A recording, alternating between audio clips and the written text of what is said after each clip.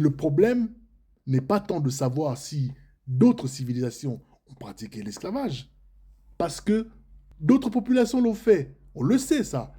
Les sociétés musulmanes ont pratiqué l'esclavage. Des royaumes africains ont participé à ces phénomènes. L'Antiquité méditerranéenne, pour ne considérer que cette partie de l'Europe, toute l'Antiquité méditerranéenne a reposé sur des économies serviles. C'était aussi le cas durant le Moyen Âge européen, le statut du servage par exemple. La question décisive concerne plutôt l'architecture historique spécifique de la modernité occidentale.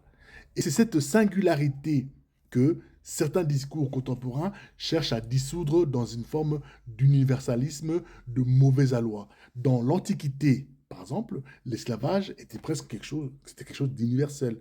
Le monde grec, le monde romain, certaines formations politiques africaines, mésopotamiennes ou orientales, connaissaient évidemment des formes variées de dépendance humaine.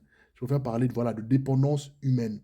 On avait des prisonniers de guerre qui devenaient des captifs, on avait des débiteurs, hein, vous deviez de l'argent, et vous perdiez du coup votre liberté.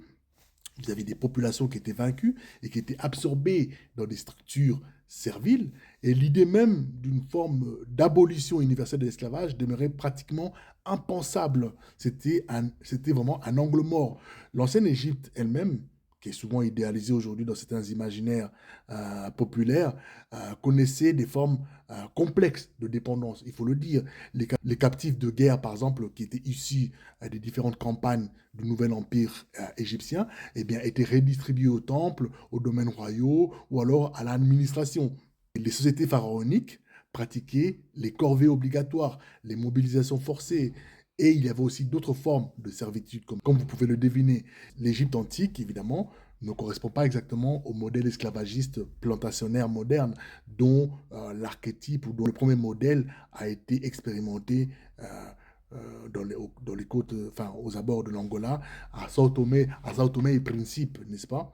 Avec le phénomène qu'on appelait le fil de Saul, hein, les métissages, etc., en vue de mieux approcher les populations noires côtières, en fait, dont notamment le royaume Congo, de la capitale se trouvait au Mbanza Congo. Et des pyramides de Gizeh n'étaient probablement pas des masses d'esclaves qui étaient fouettés comme dans les représentations hollywoodiennes, voilà quoi, tu sais, les 12 plaies d'Égypte ou alors Ben-Hur, avec des Charleston Heston, etc.